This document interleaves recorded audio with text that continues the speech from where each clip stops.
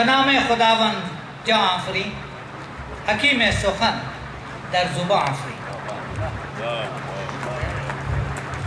A torrent of emotions gathered over half a century and more overwhelm a speaker who returns to familiar surroundings of youth and of later years to be the chief guest at the most solemn of university ceremonies.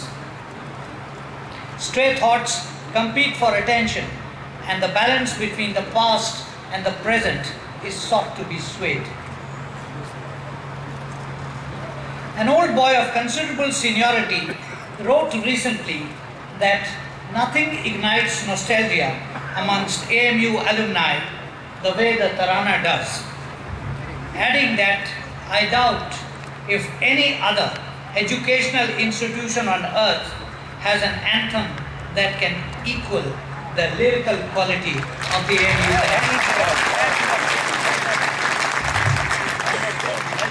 I subscribe to this personally.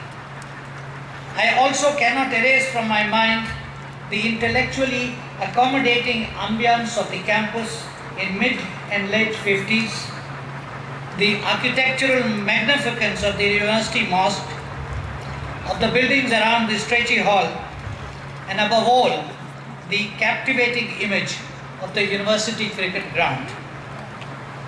The nostalgia is overpowering. I extend my felicitations to the students graduating today. They owe their success to their own industry and dedication. They should know that the pursuit of knowledge does not end with the portals of the university. Their journey in life begins now. Whether they enter the job market or go on to pursue further studies, they must remember that there is no end to education. I felicitate the personalities who have been awarded the honoris causa. This institution recognizes and applauds their contribution to the public good.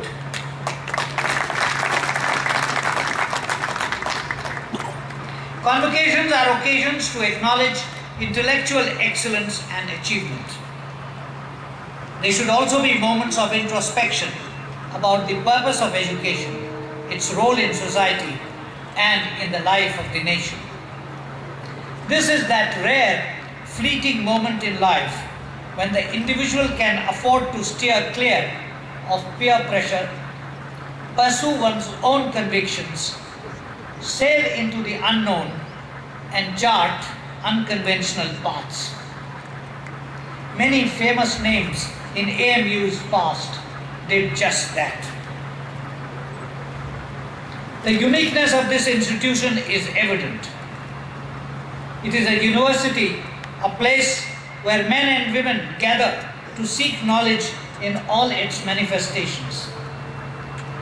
They do so because, as Ibn Khaldun would have said, the pasture of stupidity is unwholesome for mankind, and the evil of falsehood is to be fought with enlightened speculation.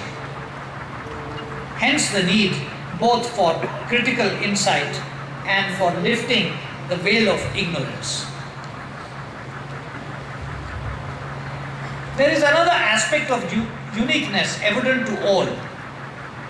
It is Muslim, meaning by it an inheritor not only of the sum total of human knowledge, but also particularly of the segment bequeathed by the civilization of Islam. This weight of twin legacies is what propelled the founders of this institution. A third characteristic taken for granted and yet worthy of mention is location.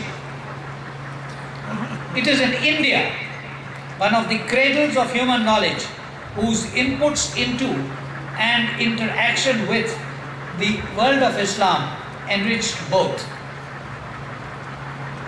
Nor can the location-specific ethos developed at Aligarh for over a century and more be ignored. It may be emulated, but cannot be duplicated. An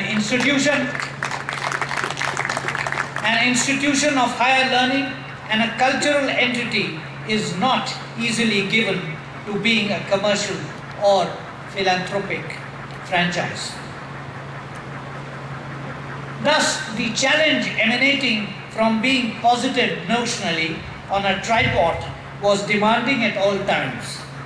In different stages of the university's history, its responses to these were fairly reflective of its intellectual capacity and its commitment to the values and objectives it had prescribed for itself. The record, to my mind, is a mixed one. Today, the challenge has acquired greater intensity. The imperatives of the 21st century would sustain and accelerate the pattern, perhaps add new dimensions to them. The question that I pose to myself and to all of you is a simple one. Is the AMU prepared and equipped to respond meaningfully in thought and deed to these challenges?